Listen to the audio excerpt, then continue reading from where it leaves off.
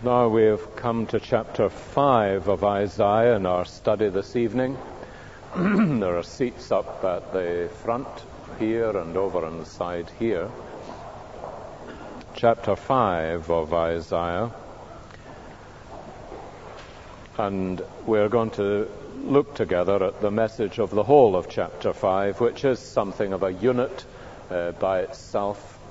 And I want us to concentrate particularly on chapter 5 this evening. Next Wednesday evening we'll turn to the very familiar 6th chapter, although it would be a good thing when you're reading it to realize that chapter 6 does go beyond verse 8, where usually we stop at the words, "Here am I, send me."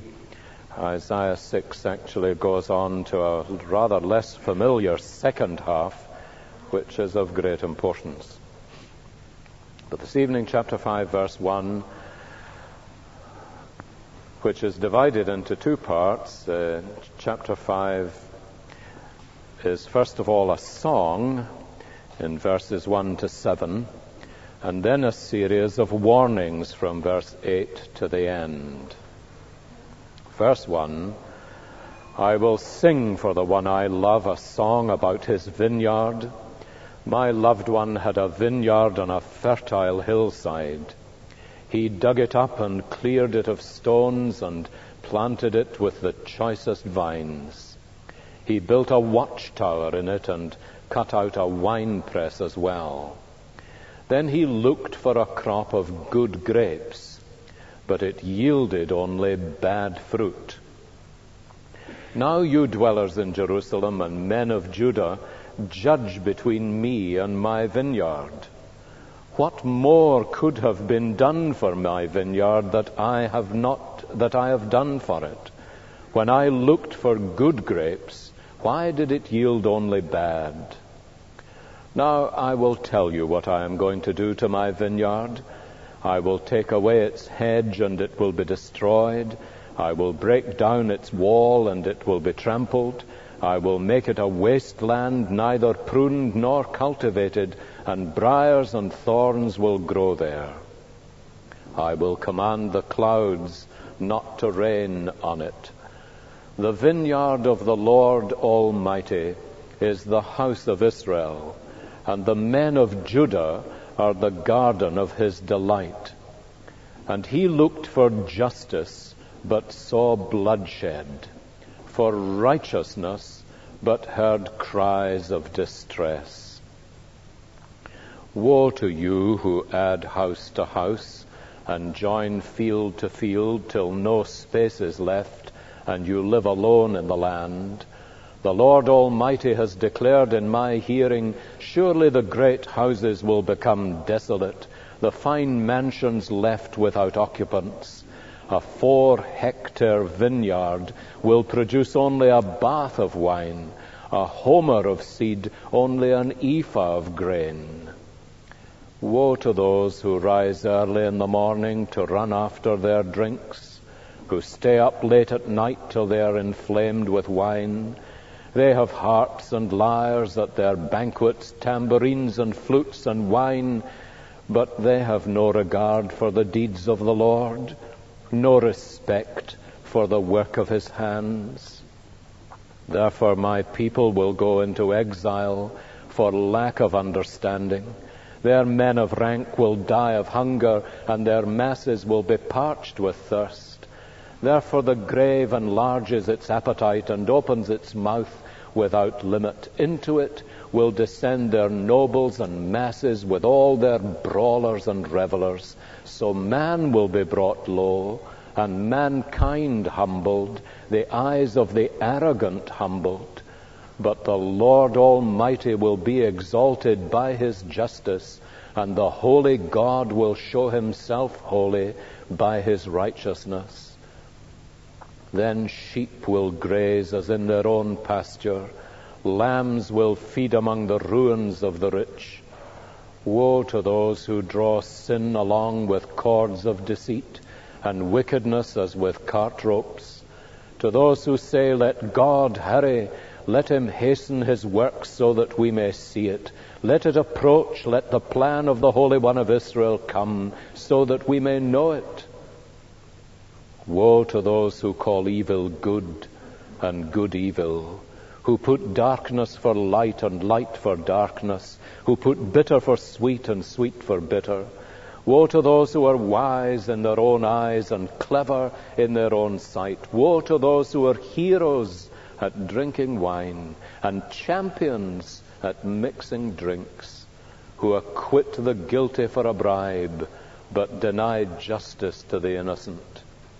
Therefore, as tongues of fire lick up straw, and as dry grass sinks down in the flames, so their roots will decay, and their flowers blow away like dust.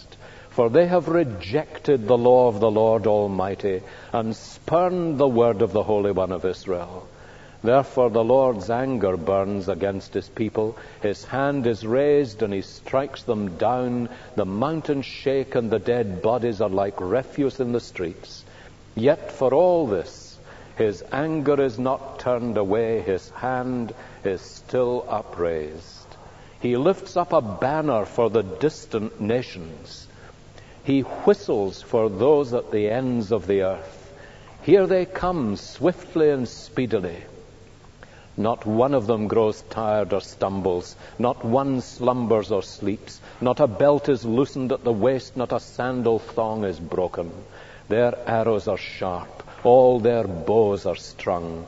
Their horses' hoofs seem like flint. Their chariot wheels like a whirlwind. Their roar is like that of the lion. They roar like young lions. They growl as they seize their prey and carry it off with no one to rescue.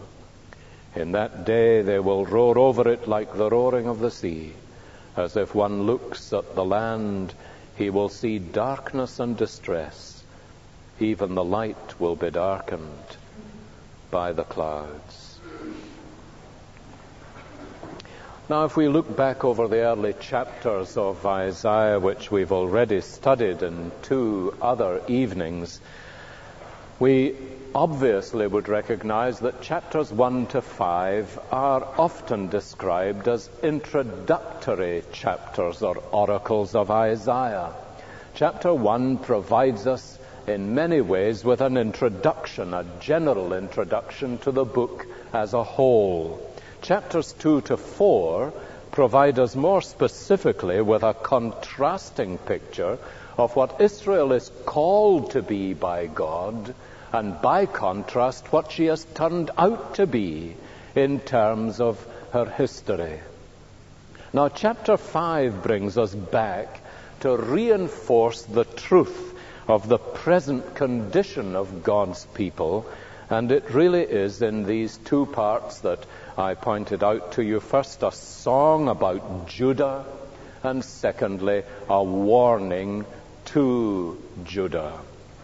Throughout the whole of Isaiah, you get this kind of double picture of, on the one hand, what God has called his people to be, his purpose for them, his intention in choosing them and drawing them to himself, and then what they have in fact become.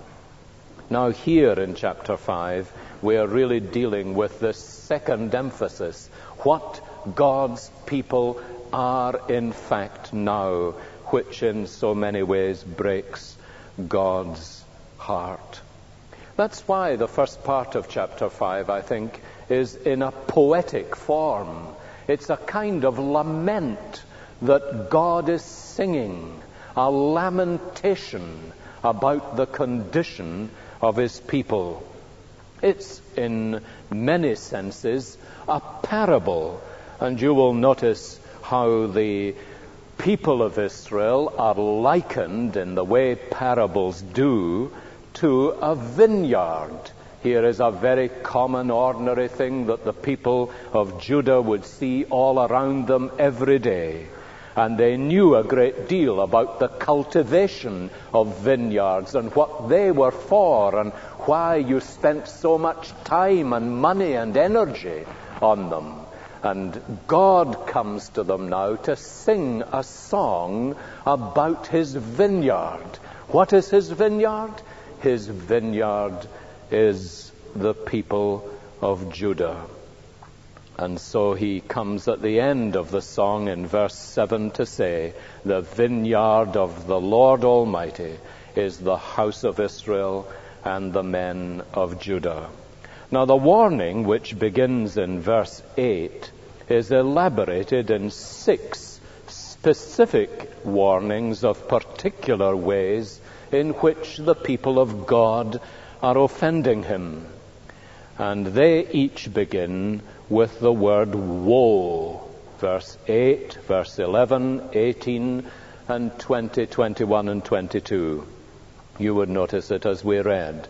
And so there's the general structure of the chapter. It's first of all 7 verses which are Jehovah's song about the vineyard on which he had spent so much of his energy and time and labor.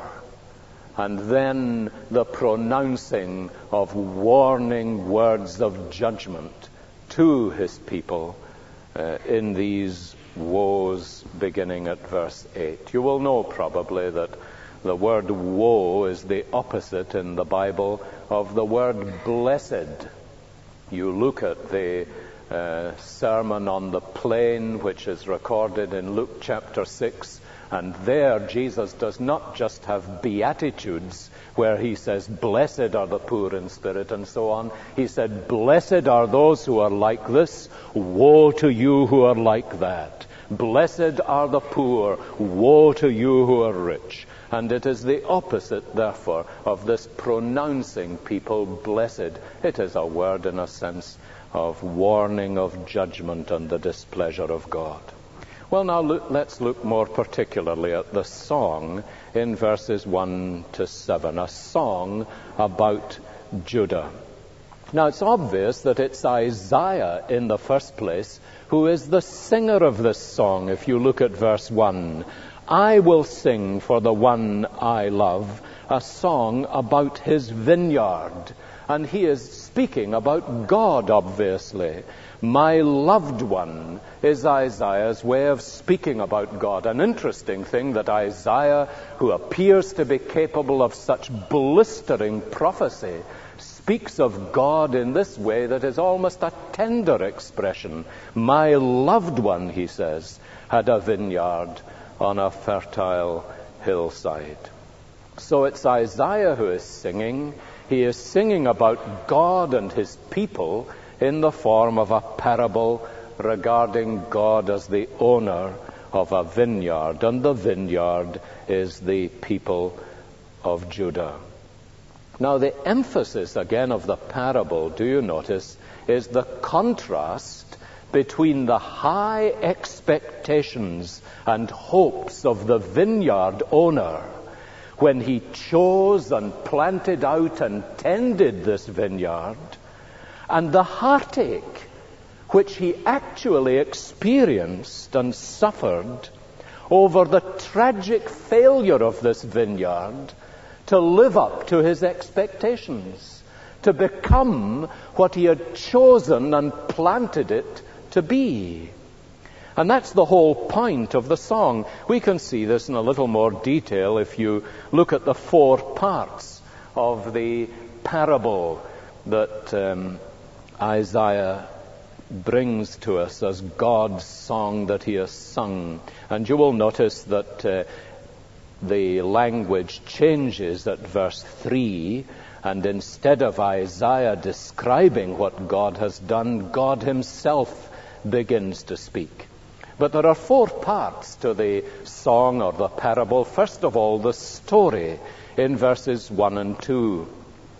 I will sing for the one I love a song about his vineyard. My loved one had a vineyard on a fertile hillside. Now, there's the first thing about this vineyard. Its situation was perfect. I don't know if you know, but the perfect situation for a vineyard in the east was on a gently sloping hill, for the simple reason, as those of you who are good gardeners will know, there was drainage, there was exposure to the sun, most probably, and it was the perfect situation for a vineyard to be planted. So he had a vineyard on a fertile hillside. The ground was ideal as well. It was fertile ground for growing a vine upon. Now, the preparation in the second place left absolutely nothing to be desired. The situation was perfect. The preparation was perfect. Notice how he describes it in verse 2. He dug it. He cleared it of stones. That's the second thing one would do in circumstances like this. Any of you have ever moved into a house in a new area of ground altogether, you will realize that one of the things you do when you dig the ground over is to bring out all the great stones that have been buried in there. And this is what the vineyard owner did with his ground. He cleared it of stones. These were probably the stones that he built the watchtower with, most people think. Then he planted in it, halfway through verse 2, the choicest of plants. So it was not that there was an inferior plant in what the vineyard owner was planting. He then built a watchtower in it in order to be able to protect his vineyard. And then he created a wine press. He cut out a wine press as well. Now, a wine press was really two kind of vats which were placed one above the other. The higher one was the one in which the grapes would be placed, and when they were crushed, there would be a little channel into the lower of these vats where the wine would flow into. And the vineyard owner built as he planted and created this perfect vineyard. And he looked thereafter with expectation for a crop of good grapes. Now, because the situation was perfect, because the preparation was perfect, the expectation was entirely reasonable and logical, given the commitment of the owner to his vineyard. And this is what Isaiah is saying to us about God in relation to his people. You will notice his commitment is absolute. He is absolutely committed to the business of bringing forth good fruit. Now, the sting is in the tail. The amazing thing to anybody who knew anything about viticulture is that rather than producing a crop of good grapes, such a vineyard in such a place with such attention yielded only bad fruit. Now, in the kind of ancient Eastern world where these stories were the characteristic way of addressing people, you can just imagine there would be a great gasp from the people. They would be astonished at this particular end to the story. It's so unreasonable. And so now Isaiah quotes God's own words in the second part of the parable, the appeal that God makes. The prophet has undoubtedly gained the attention of the people, and again in typical Eastern fashion, he invites them to participate. I remember seeing this in one or two different places in the Far East, and I'm sure it's true also in the Middle East. What he is saying is this, you see, you dwellers in Jerusalem and men of Judea, judge between me and my vineyard. And he's actually asking them questions. Now, if this was in the East, the questions would be answered, you see. He would say, what more could have been done for my vineyard than I have done for it? And they would all answer, nothing. Nothing. When I looked for good grapes, why did it yield only bad? And they would all groan and say, a dreadful investment of time and money and so on. So he appeals to them. Judge, he puts himself, as it were, in the place of the person being tried by these people. Why has this happened, he says. What more could have been done for my vineyard than I have done for it? Now he says in verse 5, I'll tell you what I'm going to do to my vineyard. And this is the third part of the parable. It is the verdict or judgment of God upon this vineyard. What he is going to do with his vineyard is to abandon it. Look at verse 6.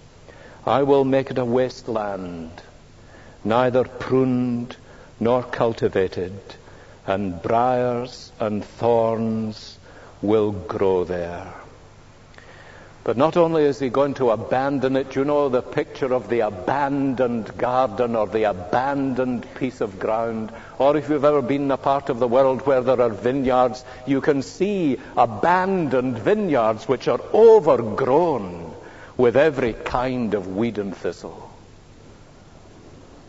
But what he is going to do is to hasten and assist the destruction of the vineyard. Notice verse 5. I will tell you what I'm going to do to my vineyard. I will take away its hedge, and it will be destroyed. That probably is a hedge of thorns to prevent marauding animals. I will break down its wall, and it will be trampled. I will make it a wasteland, neither pruned nor cultivated. And in the last phrase of verse 6, I will command the clouds not to rain on it. So it's obviously God who is speaking, because only God could thus command the clouds and hold back the rain and create total judgment on this vineyard. And finally, the explanation of the whole parable is in verse 7. The vineyard of the Lord of hosts, the Lord Almighty, is the house of Israel, and the men of Judah are the garden of his delight. He looked for justice. Now, this is highly poetic, and there is no way of translating what the effect that there is here. If you listen to it in the Hebrew, he looked for justice but saw bloodshed, for righteousness but heard cries of distress. What Isaiah is saying is, he looked for mishpat but found mishpach. He looked for tzedakah, righteousness, but found se'aka, a cry. And there is a strong sense of the dramatic way in which God is looking for one thing and finding another. They are presenting to him something that might be a substitute for what he is looking for. But he looked for justice and he found bloodshed. He looked for righteousness but heard cries of distress. And here amongst his own people, God's vineyard has become abandoned. It is a false vine producing bad fruit. And that's a very important thing for us to hang on to. We'll see the significance of it right at the end. But here is the false vine producing bitter fruit. And God is not just disappointed like the vineyard owner would be. There is something running through this of the sheer heartbreak of God when he has committed himself utterly to his people,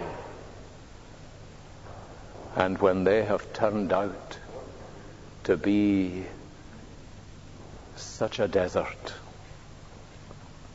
It's something we don't often think about, you know, about the heartache of God over the condition of his people. I suppose the parallel to it is in our own experience, and so many people have had this experience of having committed themselves utterly to their own children, and then discovering that their lives have become a barren wasteland. I suppose there are few things more heartbreaking for me to sit down with parents who are saying precisely that kind of thing. But my dear friends, I never come away from that situation, but I think how profoundly greater is the heartbreak of God, who has lavished his infinitely costly care upon us, and he finds us barren and fruitless. Well, to the warning, that's the song, and it's a lament, really, and a parable of Judah's history. Now he comes more specifically to the warning from verse 8 right to the end of the chapter. And each of these warnings, as I say, begins with the word woe. One of the old writers recognizes that here Isaiah is really becoming more specific about the crop of bad fruit which has been produced in this vine. And so he entitles this passage from verse 8 to verse 30, "A bunch of rotten grapes." A very good description in many ways, although perhaps not terribly cultivated for us, but a bunch of rotten grapes. And cluster number 1 is in verses 8 to 10. And it is the fruit of greed in this kind of life, where they have refused the commitment to God which he has had to them. They have not responded to his grace, you see. They have refused to commit themselves to him, to his will and purpose, to bring forth a harvest for his glory amongst his people. And the first cluster of bad fruit is greed. Notice it in verse 8. "Woe to you who add house to house and join field to field, till no space is left and you live alone in the land." Now that really is a picture of the extremely wealthy in the nation who dispossessed the poor out of their particular holding of land or of houses in order to extend their own wealth. They were extremely wealthy, but characteristic of what sometimes that does to people, they were never satisfied with it. So they joined land to land, and they joined house to house. Now you get illustrations of this not just in Judah's history, but in Scottish history. If you know anything about the history of the Highland clearances, for example, you may know that this is precisely the kind of thing that happened then. On my last holiday, I was reading John Preble's account of the Highland clearances, something that would make you ashamed of the sort of things that were happening in Scotland then. And I tell you, one group of people I was very ashamed of, and that was the ministers in some of these areas of Scotland who were bought by the building of large manses in order that they would preach to the people and tell them to get out of their land so that the landowner from England would come and put sheep in it. Now this is the kind of thing, you see, it goes on from generation to generation, of course. It is the aggrandizing spirit, the expansionist speculator who wants to enlarge his own domain at the expense of the poor. The worst thing about it, of course, was that God had taught his people. It was not just the morality of it or the legality of it. Probably was perfectly legal. But the thing is that God had taught his people that the land he gave them was an inheritance from him and had to be held as a sacred trust from God. Thus the importance of the continuity of the land within the family. That, incidentally, is why Naboth, do you remember Naboth who would not sell his vineyard to Ahab? Well, Naboth wouldn't sell his vineyard because of the sacred trust of this piece of land and this vineyard which had been given to him by God. 1 Kings 21 is the area where you can read about that. But you will notice what happens in this situation, because in verse 9, covetousness is itself self-defeating. Either it leads in verse 9 to decay and destruction. Surely the great houses will become desolate, the fine mansions left without occupants. Or it leads to dissatisfaction and frustration in verse 10. You notice that verse 10 is really a description of how people fail to get anything out of the land. A 4-hectare vineyard. Now that is the kind of land that was of substantial size. The Hebrew is really a 10-yoke vineyard, which means land plowed by 10 yoke of oxen in a day. But it's a substantial area of land, but it will only produce a bath of wine, which was a tiny amount for that kind of area of land. A homer of seed will only produce an ephah, that is a smaller quantity than you would expect of grain.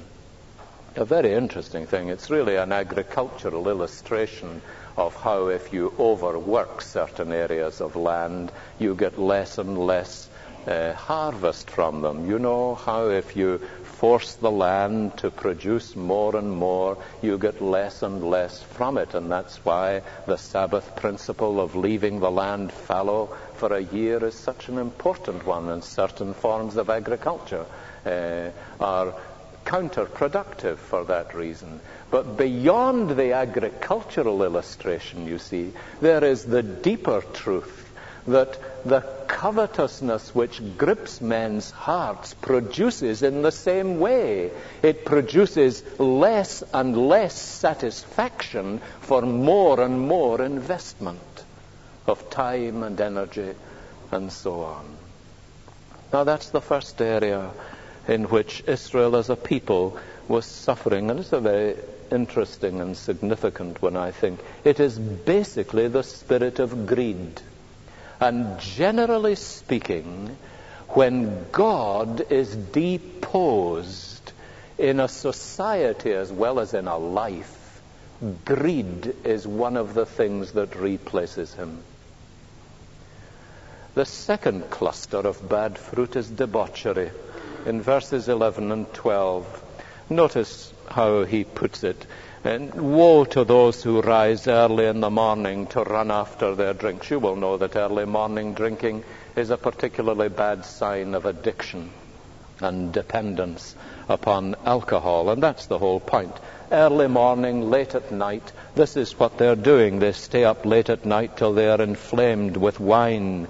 They have harps and lyres at banquets and tambourines and flutes and wine. But do you notice why Isaiah speaks against their debauched life? It's not that he is a killjoy, and it's not for a moment that he is saying that their harps and lyres and banquets and tambourines and flutes are wrong. It's not actually this at all that he is speaking about. It is that as an evidence that, and now look at verse 12b, they have no regard for the deeds of the Lord, no respect for the work of his hands, so that their lives have been made insensitive to God. And the great issues of life are ignored because of other things that have taken their place. Now, that really is the test, you know, of almost everything of this kind.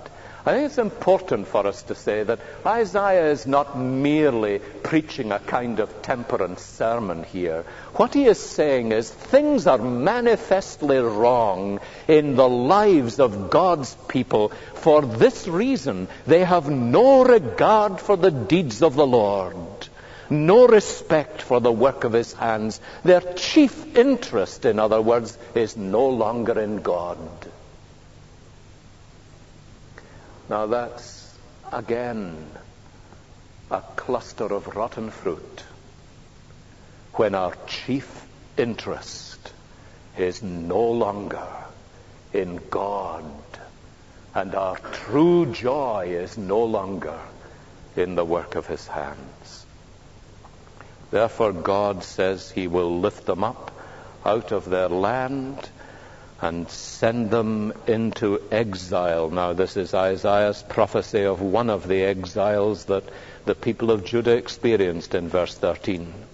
Their men of rank will die of hunger, their masses will be parched with thirst, and they are going to experience this dreadful national humbling that God is going to bring upon them.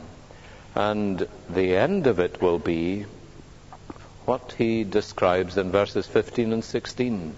Man will be brought low and mankind humbled, but the Lord Almighty will be exalted by his justice, and the holy God will show himself holy by his righteousness. So there is the first cluster of greed, the second of debauchery. Verses 18 and 19, do you notice the third cluster is blasphemy. Woe to those who draw sin along with cords of deceit, and wickedness as with cart ropes, to those who say, let God hurry, let him hasten his work so that we may see it. Let it approach, let the plan of the Holy One of Israel come so that we may know it. Now what they are really doing, of course, is mocking God. This is mockery. It's the bitter cynicism of the godless, which has invaded the lives, you will notice, of God's people. And what they are saying is, we don't see any sign of God active in his world. Let God get a move on. That's what they're saying. Let God hurry. Let him hasten his work so that we may see it. Let it approach. Let the plan of the Holy One of Israel come. When I was reading that today, I was reminded of a friend of mine who told me about an occasion he was standing in Hyde Park, at Hyde Park Corner, you know, where on a Sunday afternoon everybody and anybody gets up to speak, and there are usually a number of religious speakers of one sort or another. One man stood up on this day on a box that he had brought with him and put up a notice, the Anti-God Society, it said. And he said, I am here today to defy God. And a considerable number of people left, one or two others, and gathered around him.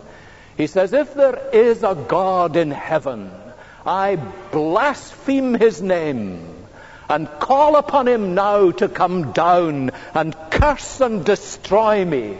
If he is God in heaven, let him consume me with fire.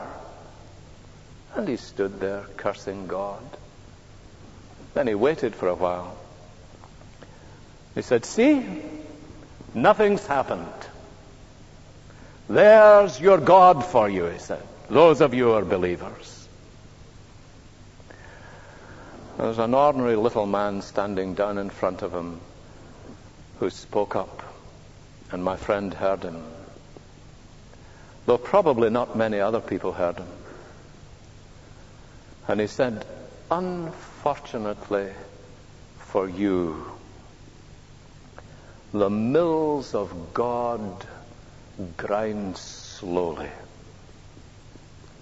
but they grind exceeding small. My friend said he went away that day and thought, here is the real problem with the spirit of godlessness that says, I can get off, you know, with all kinds of things, resisting and rebelling against God. But Isaiah is able already to look into the days that lie ahead and to see that there is a day coming, whether soon or late, when God will vindicate his name. Notice these three other clusters of bad fruit. One is perversity, verse 20. Woe to those who call evil good and good evil, who put darkness for light and light for darkness, and who put bitter for sweet and sweet for bitter. That is, those who have become so perverse in their mind and thinking and spirit that they actually describe good as evil and evil as good, and regard light as darkness and darkness as light, and sweet as bitter and bitter as sweet. You say, what does that mean?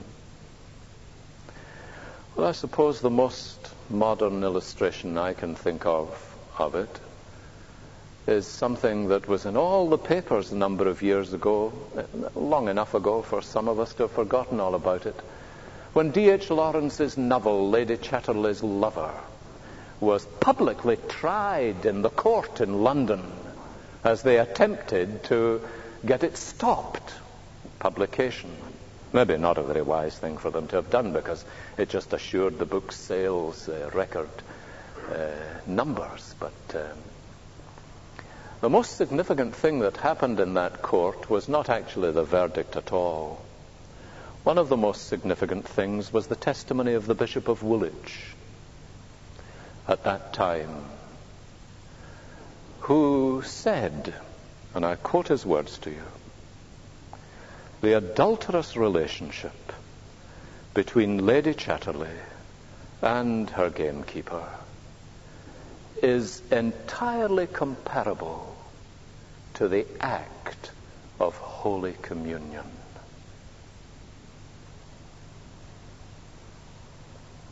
Well, that's in the legal record. That's something he really believed, too. Bishop of Woolwich, a very genuine man. But it's precisely what Isaiah is talking about. It's not ancient history in Judah, you see. Woe to those who call evil good and good evil, who put darkness for light and light for darkness. Notice the next cluster is arrogance, verse 21. Woe to those who are wise in their own eyes and clever in their own sight. That is, who know better than God, because that's what really Judah was saying. They were wise in their own eyes. Wisdom was their thinking rather than God's will. I wonder if you've ever thought that every time we resist and refuse the will of God, that's exactly what we're saying. We are saying, I know better than God how to run my life so that it will be happy and successful. Do you ever think of that? It's that spirit that Isaiah is speaking about. The last is injustice, verse 22. Woe to those who are heroes at drinking wine and champions at mixing drinks. That is the kind of person whose greatness is really simply associated with the drinking that they do. But their injustice flows from it, who acquit the guilty, verse 23, for a bribe, but deny justice to the innocent. Then God begins to speak and to bring the warning of his judgment.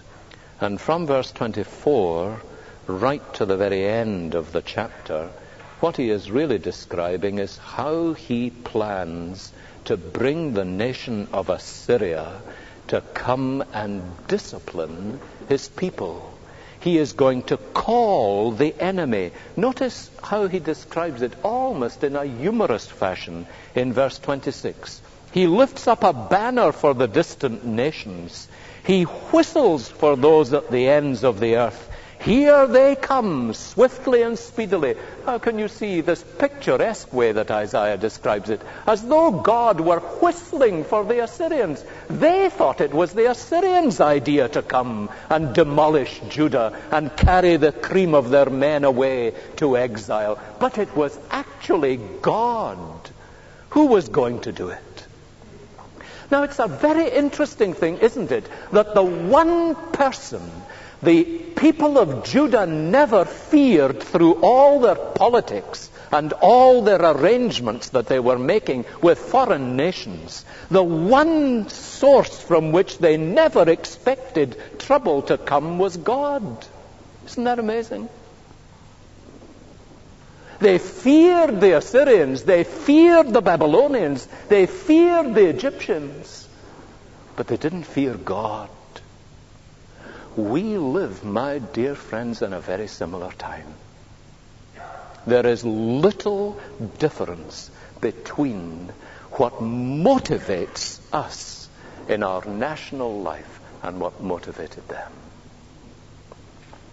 And so God calls them to come, and you get this picturesque description throughout this part of the chapter. Let me close with this. This is a description of the vine that failed. It was a bad, rotten crop of fruit that was produced. But God's purpose in choosing and planting a vine was not ultimately to be frustrated. And God marched through history from this time right down through the years before the coming of Christ with his heart set upon the production of the fruit that he had set his heart on from his people.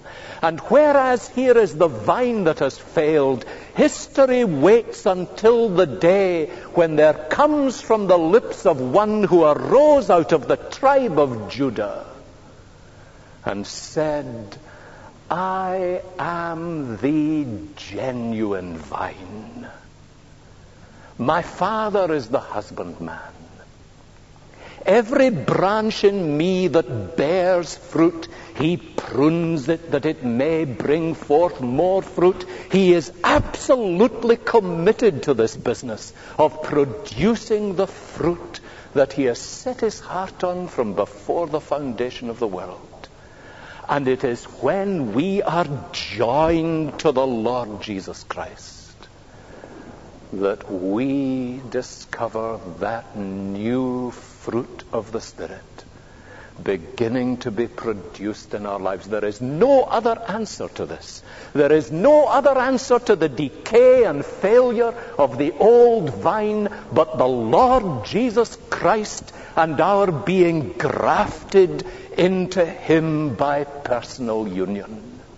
That's how the situation changes. That's how it changes personally. That's how it changes nationally. And it is in Jesus that Isaiah's plaintive song is answered.